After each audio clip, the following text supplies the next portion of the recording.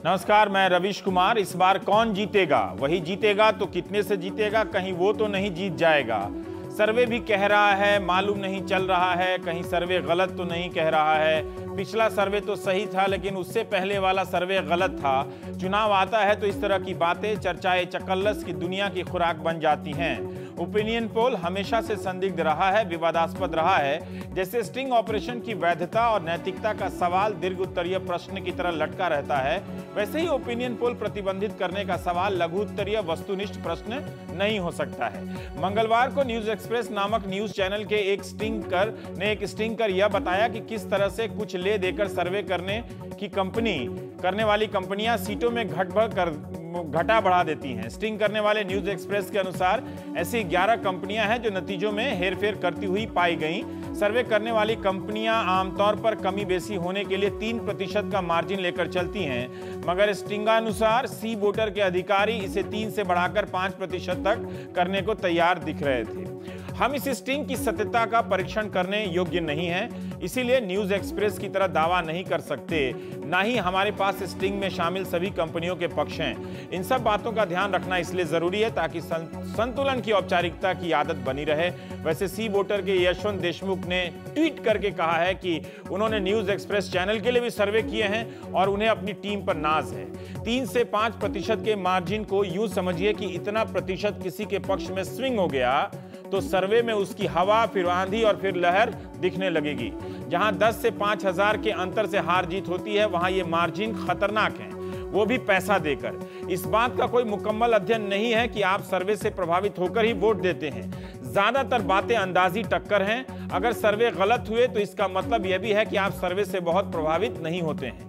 आज आम आदमी पार्टी ने ओपिनियन पोल की वैधता पर सवाल उठाया और कहा कि देश में राजनीतिक षड्यंत्र चल रहा है। अरविंद केजरीवाल ने कहा कि दिल्ली चुनावों में किस तरह से बीजेपी को पहले 20, फिर 30 और चुनाव आते आते 40 सीटें दी जाने लगी। यही काम लोकसभा के चुनाव में हो रहा है। हर हफ्ते बीजेपी की पहले 160 आएंगे, 190 आएंगे और सब लोगों को पता है कि चुनाव आते आते इसे 280 तक ले जाया जाएगा और दिखाया जाएगा कि देश के अंदर मोदी जी की सरकार बन रही है। एक सवाल यह खड़ा होता है कि एक हफ्ते के अंदर पूरे देश में इतने सर्वे कैसे हो जाते हैं। योगेंद्र यादव ने प्रतिबंध की बात नहीं की लेकिन पारदर्शिता की वकालत की। कांग्रेस नेता अजय माकन और लीगल सेल के अध्यक्ष केसी मित्तल ने भी आज चुनाव आयोग से मुलाकात कर कहा कि ओपिनियन पोल पर बैन लगना चाहिए। केजरीवाल अब मोदी और भारतीय जनता पार्टी से पूछ रहे हैं कि किस चैनल को कितने पैसे बांटे और किस पोल एजेंसी को कितने पैसे बांटे। इसकी एसआईटी बनाकर जांच होनी चाहिए। कांग्रेस के अजय माकन कह रहे हैं कि ओपिनियन पोल में काला धन लग रहा है। वैसे इसी 23 फरवरी को हिंदुस्तान टाइम्स में हरिंदर बावेजा की एक खबर छपी है कि राहुल गांधी अपने उम्मीदवारों की लोकप्रियता का पता लगाने के लिए सर्वे करा रहे हैं। सीरियस रहिए, ये प्राइम टाइम है। आज ही मुख्य चुनाव आयुक्त का बयान आया है कि आयोग ने तो 10 साल पहले 2014 में सर्वदलीय बैठक में सुझाव दिया था, फैसला तो सरकार को ही करना है। इसी जनवरी में टाइम्स ऑफ इंडिया की खबर है कि सरकार ओपिनियन पोल पर प्रतिबंध लगाने की सोच रही है, सोचती रह गई। यह ध्यान में रखिए कि 2009 में संसद ने कानून बनाकर मतदान के सभी चरणों के पहले होने वाले एग्जिट पोल पर बैन लगा दिया। आयोग का तर्क है कि दक्षिण भारत सहित पूरे भारत में राजनीतिक दलों और नेताओं के अपने अपने चैनल हैं। क्या इनका ओपिनियन पोल तटस्थ हो सकता है, विश्वसनीय हो सकता है? क्या कोई पैसे और प्रभाव के दम पर सर्वे दिखाकर गुमराह तो नहीं कर सकता? पिछले साल अक्टूबर में इन्हीं सब सवालों को लेकर चुनाव आयोग ने तमाम दलों को लिखा था, लेकिन कुछ नहीं हुआ। सरकार को जैसे इसी स्टिंग का इंतजार था ताकि हर सर्वे में बढ़त को प्राप्त नरेंद्र मोदी और बीजेपी पर निशाना बनाया जा सके। ओपिनियन पोल के बारे में बीजेपी की राय प्रतिबंध करने की नहीं है, पहले थी। सर्वे बीजेपी के खिलाफ भी गलत हुए हैं। 2014 के तमाम सर्वे के बढ़त के बावजूद भी अटल जी चुनाव हार गए थे। 4 नवंबर 2013 के टाइम्स ऑफ इंडिया में नरेंद्र मोदी का बयान छपा है कि सर्वे बैन करना मौलिक अधिकारों का हनन है।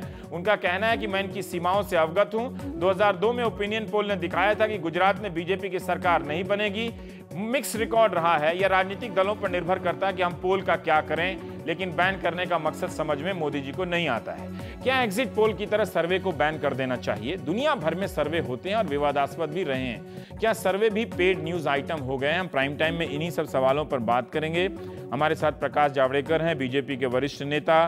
कांग्रेस के लीगल सेल के अध्यक्ष हैं केसी मित्तल साहब, जो आज गए थे चुनाव आयोग से मिलने के लिए। प्रशांत भूषण जी हैं, जो वकील भी हैं और आम आदमी पार्टी के सदस्य हैं।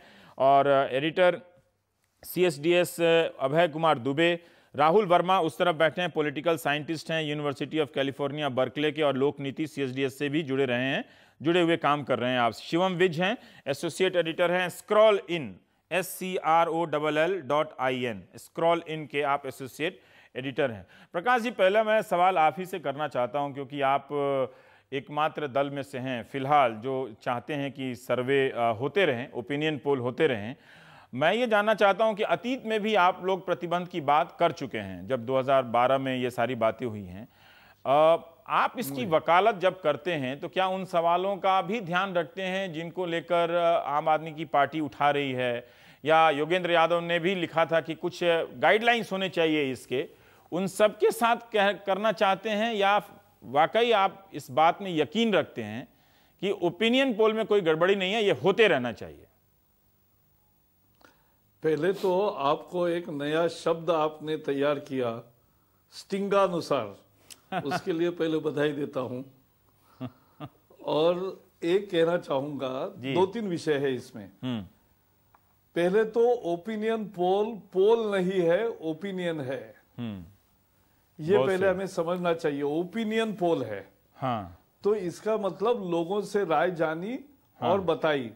लेकिन जैसे एग्जिट पोल एग्जैक्ट पोल नहीं है, वैसे ओपिनियन पोल नहीं है।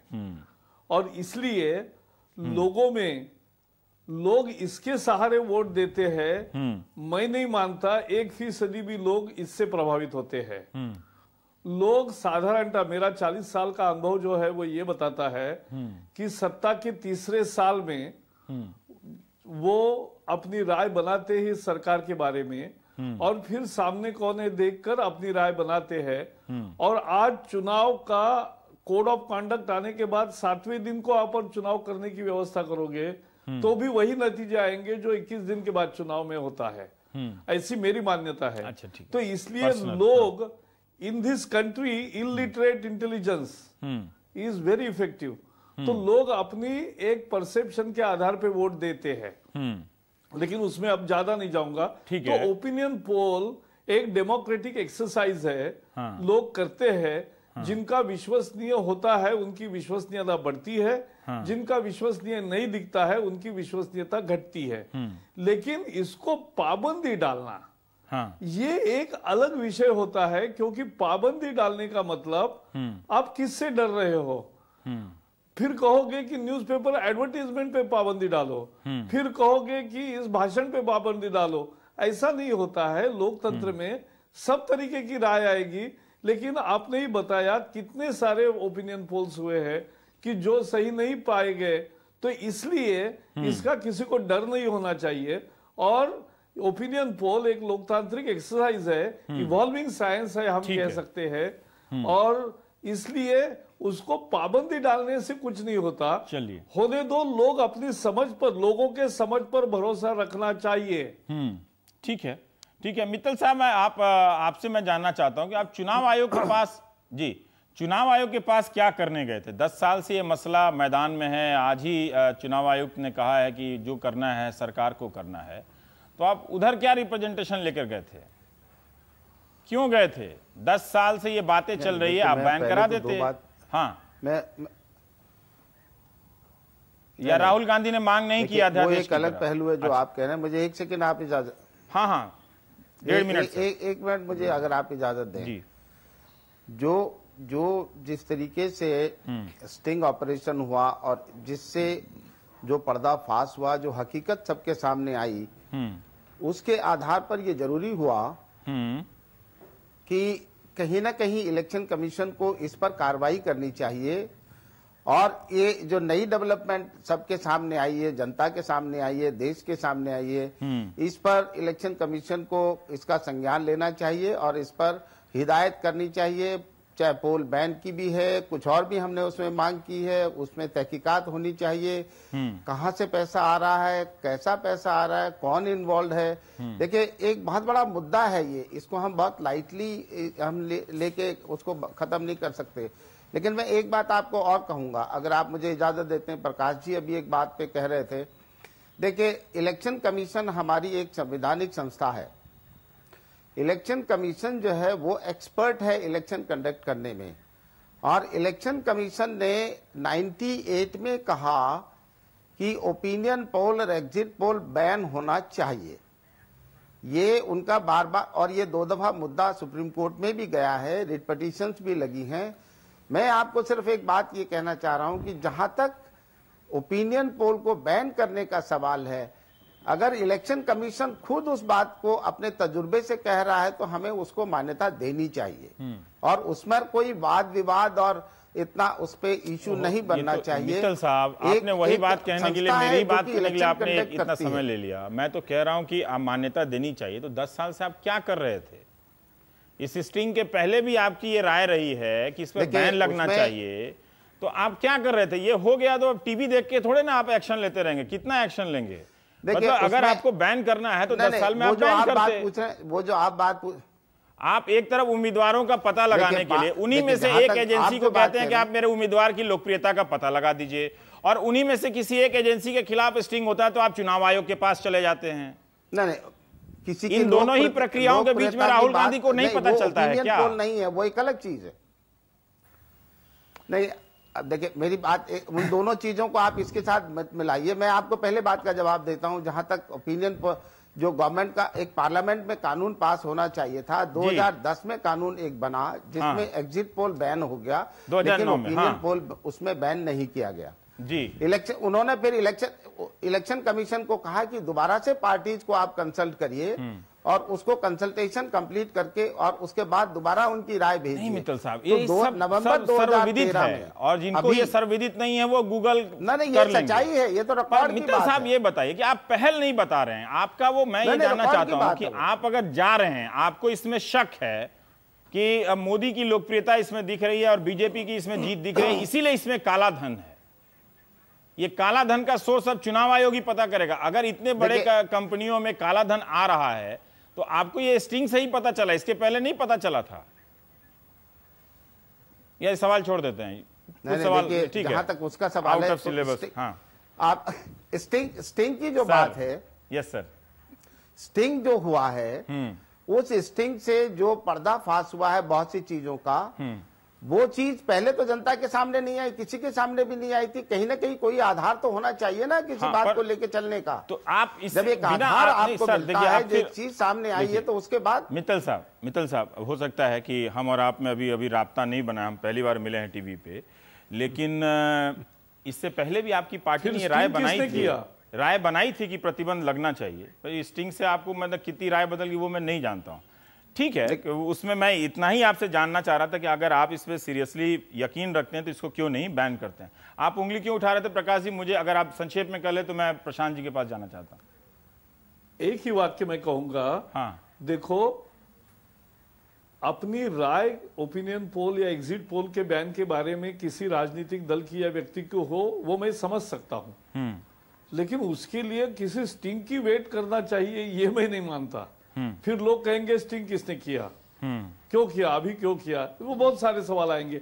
और अभी अभय कुमार दुबे है, वो सीएसडीएस के प्रमुख है।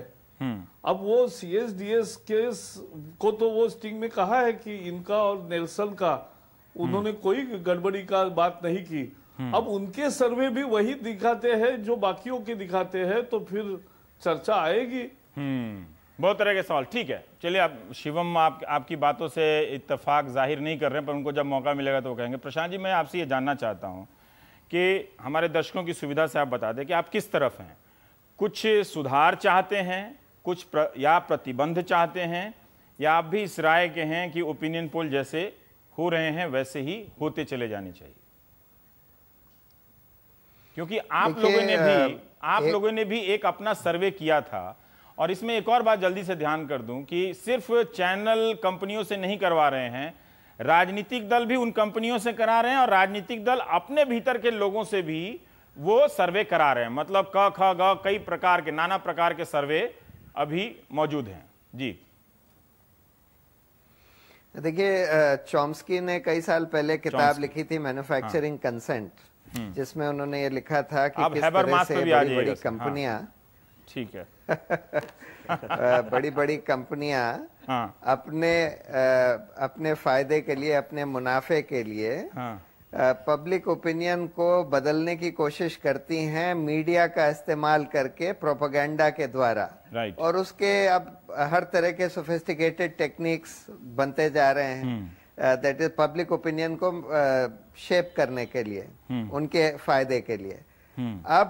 अब ये जो स्टिंग ऑपरेशन से सामने आया है, उससे ये दिख रहा है कि पब्लिक ओपिनियन पोल या ओपिनियन पोल जो है, ये एक जरिया हो गया है पॉलिटिकल पार्टीज के लिए लोगों की राय इलेक्शन के समय बदलने का। और इसमें सिर्फ पॉलिटिकल पार्टीज ही नहीं, पोलिंग एजेंसीज और मीडिया ऑर्गेनाइजेशंस और शायद कॉरपोरेट्स, बड़े बड़े कॉरपोरेट्स सब शामिल हैं। यानी कि एक पूरी कोशिश, एक व्यवस्थित कोशिश लोगों का वोटिंग पैटर्न बदलने के लिए ये मैनिपुलेटेड पब्लिक ओपिनियन पोल्स के द्वारा पॉलिटिकल पार्टियां इन पोलिंग एजेंसी से मिलकर, मीडिया ऑर्गेनाइजेशन से मिलकर और शायद कॉरपोरेट्स का पैसा लगाकर कर रही हैं। प्रशांत जी, अब देखिए, हम लोग ये कह रहे हैं कि इसमें बैन नहीं होना चाहिए। बैन नहीं होना चाहिए क्योंकि वो तो एक्चुअली कहां तक आप जाएंगे। जैसे मान लीजिए आपके टेलीविजन स्टूडियो में आप कोई डिबेट कराते हैं और उसमें फिर लोगों को बोलते हैं अच्छा आप हाथ उठाइए कि जो लोग इसके फेवर में हैं या उसके फेवर में हैं, क्या उसको भी बैन कर दिया जाएगा?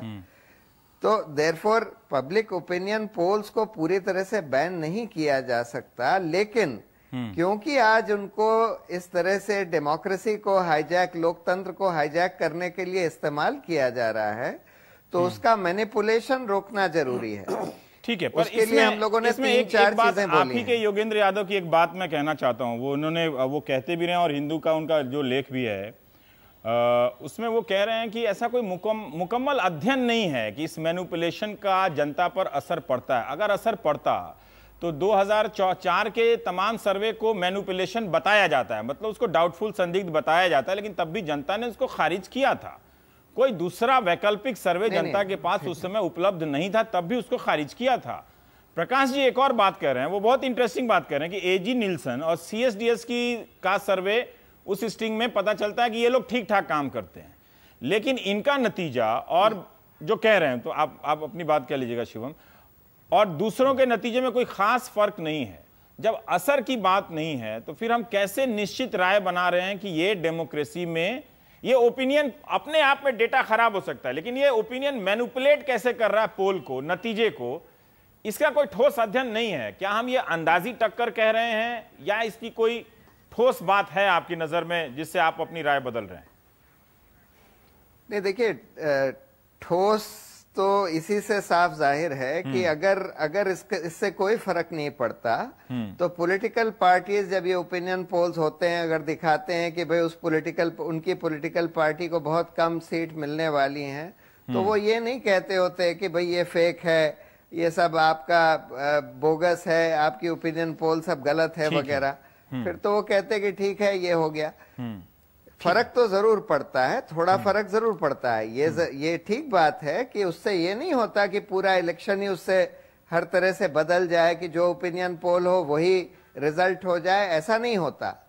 लेकिन फर्क जरूर पड़ता है और इसलिए उसका कई तरह से रेगुलेशन चाहिए। पहली बात तो अगर ये पॉलिटिकल पार्टियां, सबसे संगीन बात तो ये, सबसे गंभीर बात ये है कि अगर ये पॉलिटिकल पार्टियां पैसे देकर ये पोल्स को मैनिपुलेट कर रही हैं, तो ये सबसे गंभीर बात है। ठीक है, अगर इसमें मीडिया ऑर्गेनाइजेशंस शामिल हैं तो ये भी गंभीर बात है। इसका पूरा इन्वेस्टिगेशन होना चाहिए, कोई इंडिपेंडेंट इन्वेस्टिगेशन होना चाहिए। दूसरी बात यह है कि आगे से इनका रेगुलेशन होने के लिए कोई एक रेगुलेटरी बॉडी बननी चाहिए। कम से कम ये इंश्योर करे। पहले मैं थोड़ा उस रेगुलेशन वाले पहलू पर आऊंगा। अभय जी, मैं ये जानना चाहता हूँ, प्रोपेगेंडा, अभी प्रशांत जी कह रहे हैं कि इस खेल में मीडिया के जरिए राजनीतिक दल, पैसा, कॉरपोरेट, इन सब का एक संगठन बनता है जो एक प्रोपेगेंडा करता है। क्या आप किसी ऐसे चुनाव की कल्पना करते हैं जो प्रोपेगेंडा मुक्त हो? राजनीतिक दल भी अपने सर्वे कराकर प्रोपेगेंडा करते होंगे। एक तो जहां सर्वे का जन्म होता है वो सीआईडी डिपार्टमेंट, जो हम बचपन में सुनते थे कि सीआईडी ने रिपोर्ट भेजी है, वो जीत रहे हैं, वो हार गए हैं। वो आज तक सीआईडी वाले पता नहीं मुझसे नाराज ना हो जाए, और रॉ वाले रिपोर्ट भेजते ही रहे हैं, है ना। प्रोपेगेंडा मुक्त लोकतंत्र हो सकता है क्या? ये मुझे इस पे ये जानना चाहता है। प्रोपेगेंडा मुक्त तो लोकतंत्र भी नहीं हो सकता, हाँ। प्रोपेगेंडा मुक्त तानाशाही भी नहीं हो सकता, तानाशाही भी नहीं हो सकती, कुछ भी नहीं हो सकता। राजनीति प्रोपेगेंडा मुक्त नहीं हो सकती, हाँ। और जीवन के अन्य क्षेत्र भी प्रोपेगेंडा मुक्त नहीं हो सकते। ठीक है, पहली बात। दूसरी बात यह है कि जब हम ओपिनियन पोल या चुनावी सर्वेक्षणों की बात कर रहे हैं, तो हम ये स्पष्ट कर लें अपने दिमाग में आखिरकार हम किसके ऊपर चर्चा कर रहे हैं। इसकी दो किस्में हैं, मोटी मोटी, और भी बारीक किस्में हैं। पहली किस्म है बाजारू किस्म के चुनावी सर्वेक्षण, दूसरी किस्म है समाज वैज्ञानिक किस्म के चुनावी सर्वेक्षण। दर्शक कैसे जानेगा जो अभी दफ्तर से लौट कर आया है, अपना टिफिन बॉक्स डाइनिंग टेबल पर रखा है, बाथरूम से हाथ मुंह धो के टीवी ऑन के, उसको कैसे मालूम कि ये सर्वे समाज विज्ञानी ने किया है या बाजारू किस्म? वही मैं कह रहा हूं, दर्शक को वास्तव में ये जानने का उसके पास कोई तरीका नहीं है, कोई तरीका नहीं है। दर्शक को ये जानने का कोई तरीका नहीं है कि कौन सा सर्वेक्षण ईमानदारी से किया गया है, किसका सैंपल बेहतर तरीके से बनाया गया है, किसके लोग वास्तव में लोगों के पास गए हैं और उन्होंने ठीक ठाक तरीके से पूछताछ की गई है, किसके लोगों को पहले प्रशिक्षण दिया गया है, और वो सर्वेक्षण की जो पद्धतियां हैं उन पद्धतियों में भी माहिर हैं। मैं इस वैचारिक बात पे आना चाहता हूं, आप क्या इसके पक्षधर हैं? क्या आपको लगता है कि ओपिनियन पोल लोकतांत्रिक प्रक्रिया को चुनाव के दौरान बाधित करता है, प्रभावित करता है?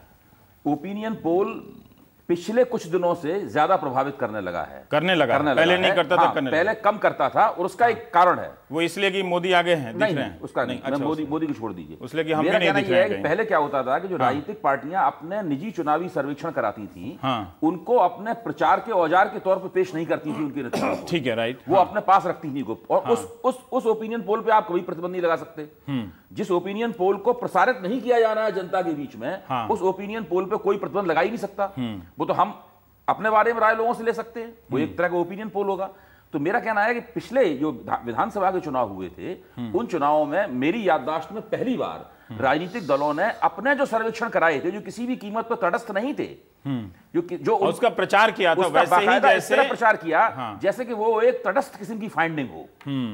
और उसके बाद से पूरा मामला बदल गया है, पूरा जो गेम था, पूरा जो खेल था, चेंज कर गया है, इसमें सिर्फ पूरी तरीके से बदल गया है। और अब वो मतदाताओं के मन पर एक तरह का साइकोलॉजिकल वार, एक तरह का मनोवैज्ञानिक युद्ध हो गया है कि हम ओपिनियन पोल के जरिए एक माहौल बना देंगे, एक समा बना देंगे। हो सकता है उसमें 5-7% लोग उसके झपेटे में आ जाएं। दूसरी बात, एक तो यह है कि ओपिनियन पोल के जरिए आप ये पता लगाते हैं कि इतने % वोट इसको मिल रहे हैं, ठीक है, हाँ। इसके बाद एक दूसरा चरण शुरू होता है।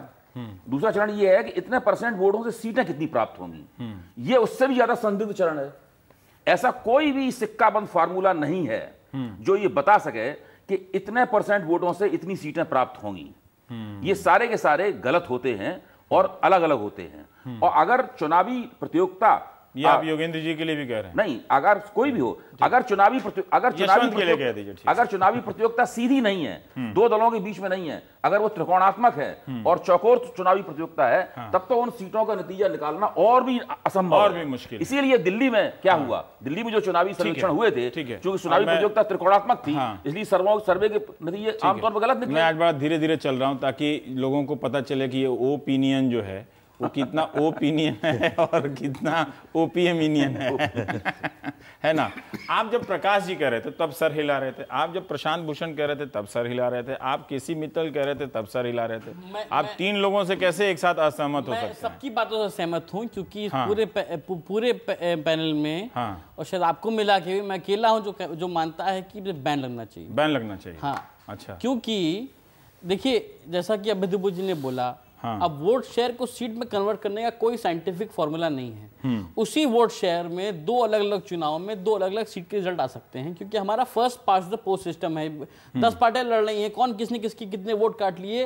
वो हो सकता है कि आप 10,000 के मानन जीत रहे हैं, आप 10 लाख के मानन जीत रहे हैं, तब भी मतलब ये राइट प्लेस नहीं है जहां कि हम समझाएं मैथ इस एक वजह से। पर जो वोट शेयर का कन्वर्जन है सीट पे, दैट वो इतना अनसाइंटिफिक है जैसे कि एस्ट्रोलॉजी।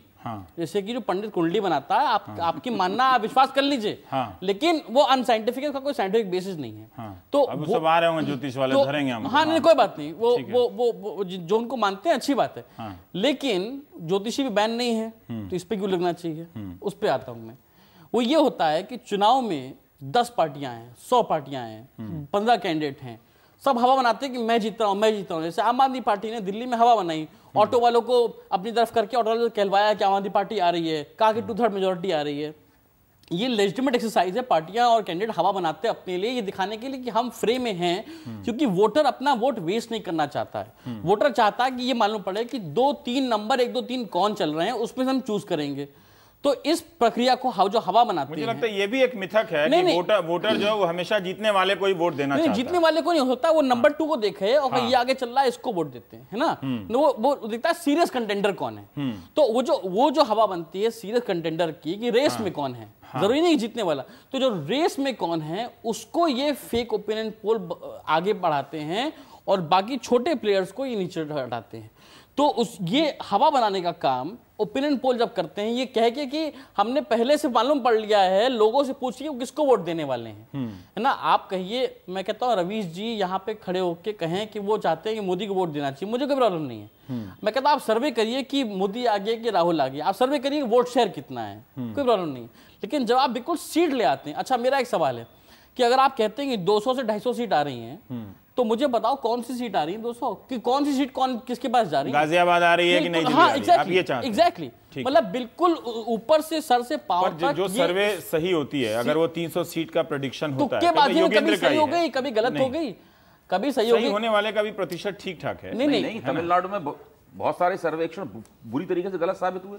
तमिलनाडु में 2 पार्टियां हैं, वहां गलत साबित हो जाते हैं। अच्छा, जब सही होती हैं, देखिए CSDS ने 2012, राहुल काफी देर तक हाँ अभी है 10 मिनट। हाँ नहीं, 2012 के चुनाव में CSDS ने बोला कि सपा बसपा के बीच में 8 से 10% वोट शेयर का डिफरेंस होगा, और वो जमीन पर होता रहे, जैसे प्रकाश जी कर रहे हैं, वो पोल नहीं है, हम ओपिनियन कर रहे हैं, हम जान रहे हैं कि वो हो रहा है कि नहीं हो रहा है। रवीश जी, मैं आपको बताऊं ये हवा बनाना कितना जरूरी है। जो पेड न्यूज है इलेक्शन में, क्या होता है इसमें, पार्टियां क्या पेड न्यूज करवाती हैं, ये करवाती हैं कि वो जीत रहा है। तो ये वोटर के दिमाग पे ये डालना कि कौन जीत रहा है, कौन आगे है, ये इंपॉर्टेंट है, ये साइकोलॉजिकल वॉरफेयर, ये इससे वोटर टूट जाता है। ये वोटर जीतने वाले के पक्ष में ये गलत प्रभाव है वोटर पे। पर 2004 में क्यों नहीं पड़ा? अगर ये मनोवैज्ञानिक युद्ध था तो 2004 में जो वाजपेयी को विकल्प ही उनके सामने हर नेता को विकल्पहीन बताया गया है भाई, तब से अब तक काफी बदल गया है। देखिए, जो प्रकाश जी ने बात कही है, उनकी बात ये सही है कि तीसरे साल में या चौथे साल में वोटर अपना मन बनाने की कोशिश करता है, और वो आमतौर पर एक बार उसने मजबूती से मन बना लिया है, बहुत सारे फैक्टर हटाना मुश्किल होता है, बहुत सारे फैक्टर हैं हवा बनाने में। राजनीतिक दलों का संघर्ष तो यही है, जिसको आप प्रोपेगेंडा कहते हैं, कि कैसे उसका मन बदला जाए।